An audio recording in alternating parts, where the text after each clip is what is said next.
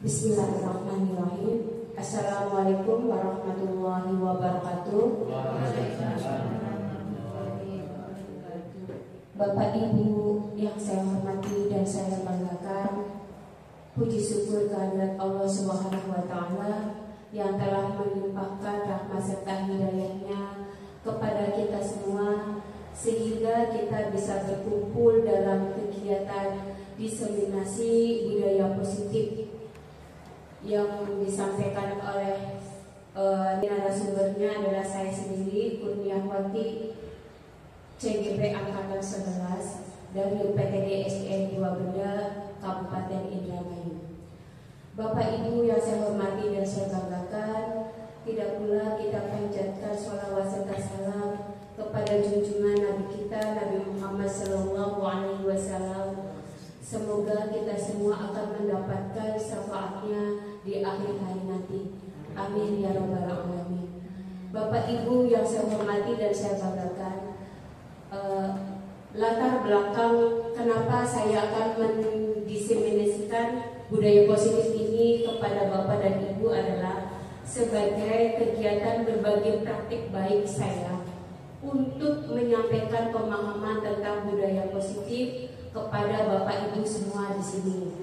Bapak Ibu, budaya positif itu kenapa harus ada dan kenapa apa saja budaya positif itu akan kita kupas selanjutnya pada slide-slide selanjutnya lebih jelasnya. Baik, saya akan lanjut ke slide berikutnya Bapak Ibu. Bapak Ibu, di sini konsep inti budaya positif itu yang pertama adalah ada perubahan paradigma belajar. Perubahan paradigma belajar. Kemudian yang kedua adalah adanya disiplin positif. Kemudian yang ketiga ada nilai-nilai kebajikan. Kemudian yang keempat kebutuhan dasar manusia. Yang kelima motivasi perilaku manusia. Yang keenam posisi kontrol guru. Yang ketujuh keyakinan kelas. Yang kedelapan segitiga restitusi. Nah, hal-hal ini semuanya merupakan konsep dasar pada budaya positif Bapak Ibu. Nah, mungkin Bapak Ibu akan bertanya-tanya, apa itu perubahan paradigma belajar? Apa itu disiplin positif? Apa itu nilai-nilai kebajikan? Pasti berbagai macam pertanyaan ada di benak Bapak Ibu semua. Nah, oleh sebab itu akan saya kupas tuntas dalam diseminasi ini. Baik, akan saya lanjutkan Bapak Ibu. Bapak Ibu, hal pertama yang dibahas di sini dalam budaya positif adalah pembelajaran dengan paradigma baru. Pembelajaran dengan paradigma baru di sini merupakan pembelajaran yang dirancang berdasarkan prinsip pembelajaran yang berdiferensiasi sehingga para peserta didik belajar sesuai kebutuhannya berdasarkan tahap perkembangannya sesuai teori psikologi modern untuk mewujudkan profil pelajar Pancasila. Jadi intinya pembelajaran dengan paradigma baru ini intinya arahnya tujuannya adalah kepada profil pelajar Pancasila. Sebagaimana Bapak Ibu ketahui, profil pelajar Pancasila itu ada 6 dimensi. Yang pertama adalah beriman, bertakwa kepada Tuhan Yang Maha Esa dan berakhlak mulia. Itu yang pertama. Yang kedua adalah berkebinekaan global. Yang ketiga bergotong royong. Yang keempat kreatif.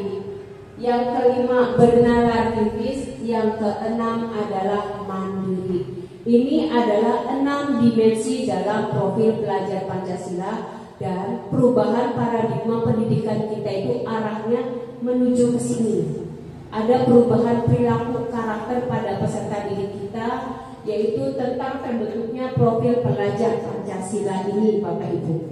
Bapak Ibu, di sini ada bertahan hidup. Apa saja yang bertahan hidup itu? Makanan, pakaian, tempat tinggal, keamanan, kesehatan, pendidikan. Nah, ini bertahan hidup butuh jasa ini. Kalau misalnya seorang pengemis itu berarti kebutuhan dasar apa Bapak Ibu? Yang tidak terpenuhi. Itu bertahan hidup. Bertahan hidup itu seorang pengemis itu ya.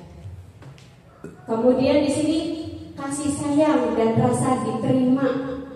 Apa saja di sini? Rasa diterima, diperdulikan, berbagi, kerjasama, menjadi bagian kelompok. Nih contohnya begini.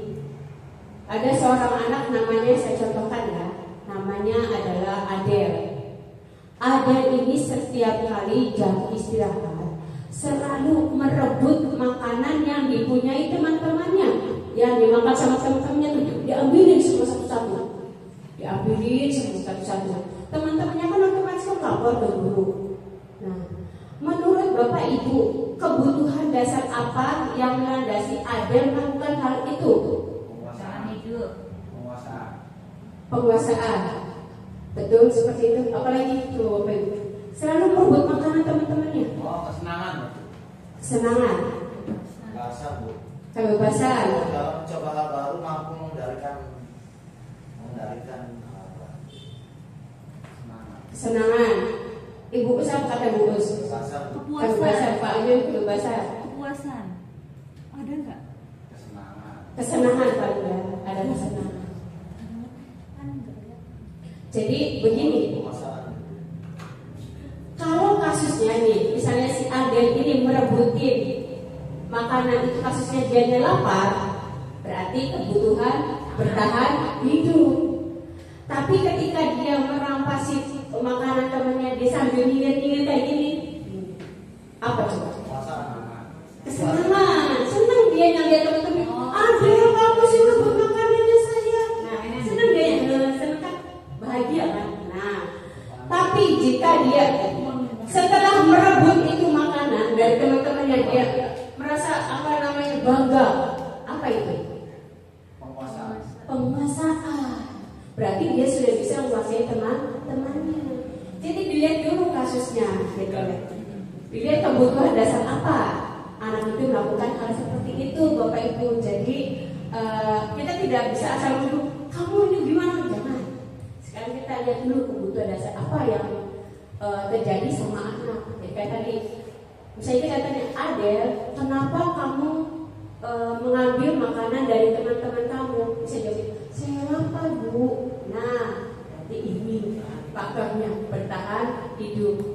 Kalau bertahan hidup berarti kita tanyakan ke orang tuanya, diberi sarapan enggak berangkat sekolah itu.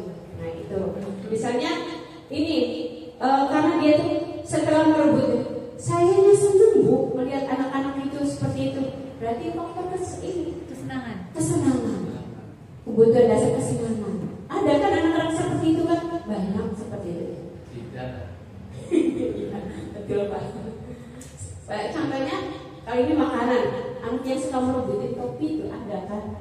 Seperti itu. Iya. Nah, Bapak Ibu ini harus memahami 5 kebutuhan dasar ini yang memotivasi siswa untuk melakukan suatu tindakan. Karena ini kebutuhan dasar ini merupakan menjadi kebutuhan motivasi intrinsik siswa melakukan suatu tindakan, perbuatan dengan tujuan tertentu tadi. Itu Bapak Ibu. Kemudian selanjutnya di sini penguasaan. Penguasaan itu adalah harga diri. Harga diri, keinginan untuk dianggap memimpin, berprestasi, diakui dan didengar. Itu penguasaan.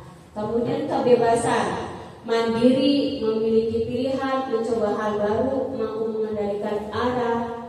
Nah, kemudian bermain, itu kesenangan bermain, humor, antusiasme,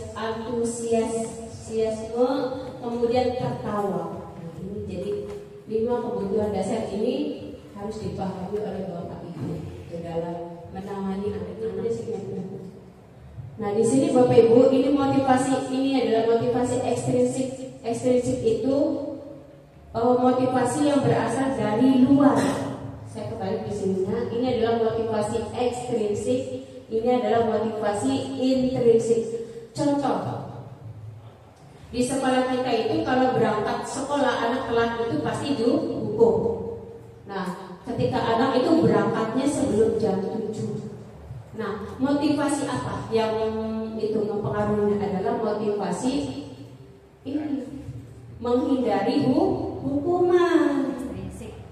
Motivasi ekstrinsik yang berada dari luar. Tapi kalau misalnya untuk menjadi orang yang mereka inginkan menghargai, kalau anak pikirin seperti ini, oh iya saya jam 7 itu sudah masuk, saya harus berangkat lebih pagi karena saya ingin menjadi anak yang berguna. Nah itu berarti motivasinya dari mana? Dari diri sendiri itu.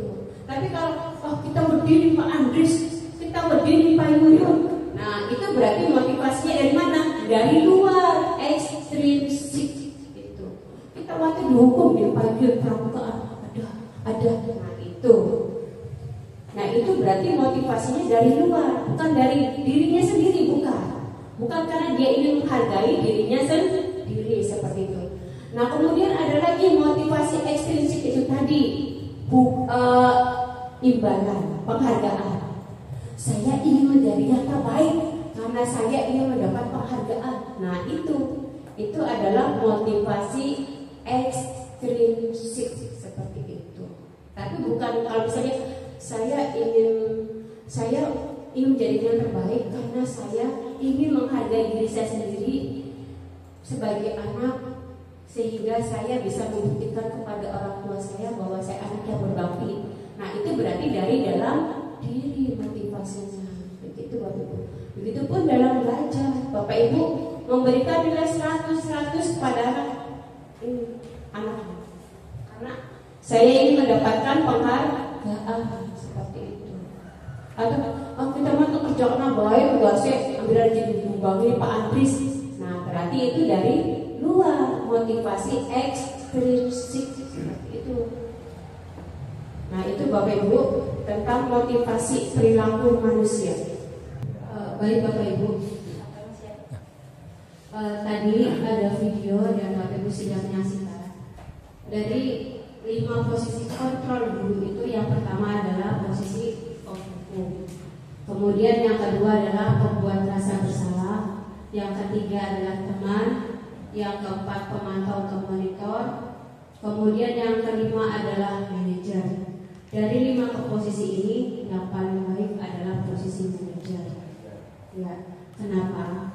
Karena tadi posisi manajer itu tentunya menggunakan langkah-langkah segitiga restitusi, dan kita tentunya juga tadi menanyakan dulu ketika anak usia itu melihat dulu kebutuhan dasar apa yang tidak terpenuhi.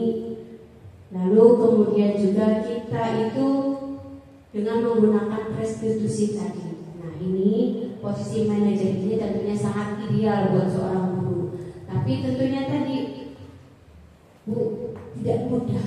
Ya betul, tidak mudah Pak Bu. Karena di posisi ini kita guru tidak menggunakan emosi kita ketika berhadapan dengan siswa, tidak menggunakan emosi kita saat anak itu bersalah, tapi gunakan posisi kita sebagai seorang manajer gitu. Baik Bapak Ibu, saya lanjutkan untuk pertanyaan nanti setelah berikutnya Bapak Ibu ya. Seorang manajer, apakah kamu tahu kesalahanmu? Kira-kira bagaimana kamu memperbaiki kesalahanmu? Nah, kata memperbaiki, jadi anak akan bicara dengan sendirinya gitu. Memperbaiki kesalahannya tidak dari kita, tapi timbul dari anak sendiri gitu.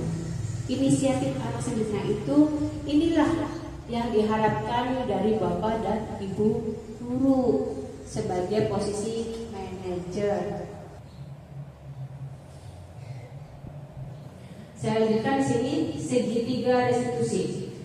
Suatu proses dialog yang dijalankan oleh guru yang dapat memastikan murid yang mandiri dan bertanggung jawab. Tadi Bapak Ibu, ketika ada percakapan Naren dengan gurunya pada posisi manajer. Nah di situ ada segitiga restitusi. Nah yang pertama menstabilkan identitas. Kemudian yang kedua validasi tindakan yang salah. Yang ketiga menanyakan keyakinan. Nah segitiga restitusi ini nanti bisa diterapkan Bapak Ibu ketika anak melakukan kesalahan seperti ini. Bapak Ibu, baik, kita sudah pada penghujung acara diseminasi budaya positif dari saya. Terima kasih atas perhatian Bapak Ibu untuk kegiatan ini, dan semoga Bapak Ibu apa yang saya bagikan, pemahaman tentang budaya positif ini dapat bermanfaat bagi Bapak Ibu, dan semoga Bapak Ibu dapat menerapkannya sehingga sekolah kita ini menjadi lebih baik dan anak-anaknya akan timbul disiplin diri yang positif. Demikian saja saya akhiri. Wassalamualaikum warahmatullahi wabarakatuh. Waalaikumsalam warahmatullahi wabarakatuh.